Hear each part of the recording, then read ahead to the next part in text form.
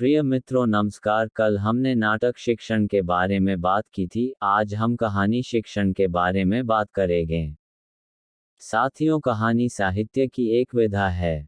यह साहित्य का सबसे ज्यादा मनोरंजक अंग है। उपदेश तथा मनोरंजन दोनों ही कहानी के प्रमुख प्रयोजन होते हैं। प्राचीन काल से ही दादा दादी की कहानियां बच्चे सुनते चले आए हैं तथा सुनते रहते हैं। इनको सुनने से उनका मनोरंजन होता है तथा शिक्षा भी मिलती है।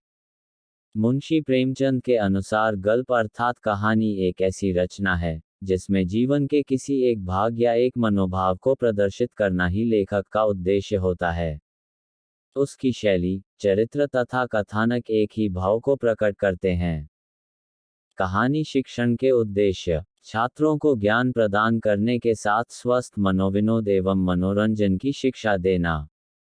छात्रों को भाषा शैली, शब्दावली तथा मुहावरों से अवगत कराना। छात्रों में हिंदी साहित्य एवं भाषा के प्रति अनुराग का विकास करना। छात्रों को जीवन के प्रति यथार्थता एवं स्वाभाविकता का बोध कराना। छात्रों में आदर्श जीवन के प्रति जागरूकता उत्पन्न करना।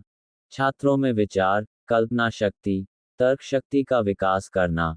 छात्रों में भावनात्मक तथा चारित्रिक गुणों को विकसित करना। छात्रों में संवेगों को नियंत्रण करने की क्षमता का विकास करना। छात्रों में सामाजिकता एवं राष्ट्रीयता की भावना का विकास करना। सत्यम शिवम सुंदरम की प्राप्ति करना। कहानी को एक कला की संज्ञा दी जाती है, इसलिए कहानी से सौंदर्यानुभूति, कलात्मक पक्षों का भी विकास भी होता है।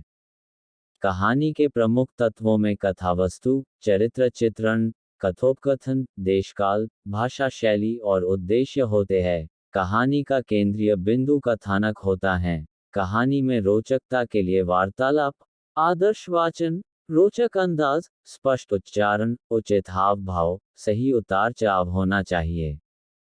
कहानी पाठ के 4 प्रकार होते हैं: गहन अध्ययननिष्ठ कहानी पाठ, द्रुत पाठ, मौखिक पाठ, रचना पाठ, संवाद पाठ।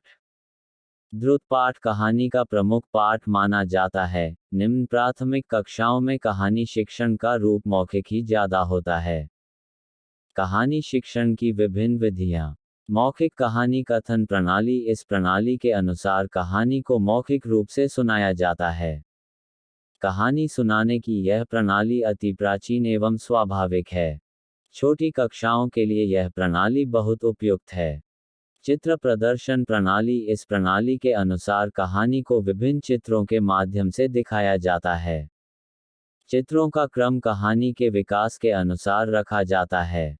पूर्व प्राथमिक तथा प्राथमिक स्तर के विद्यार्थियों के लिए यह विधि उपयुक्त है।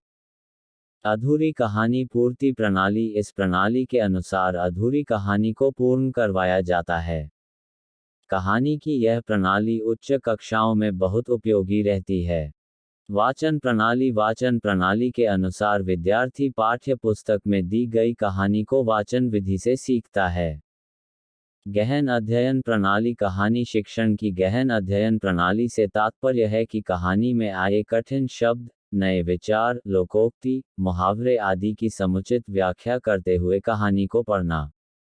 इस प्रणाली के अनुसार कहानी की घटनाओं मात्र को समझ लेना काफी नहीं होता है।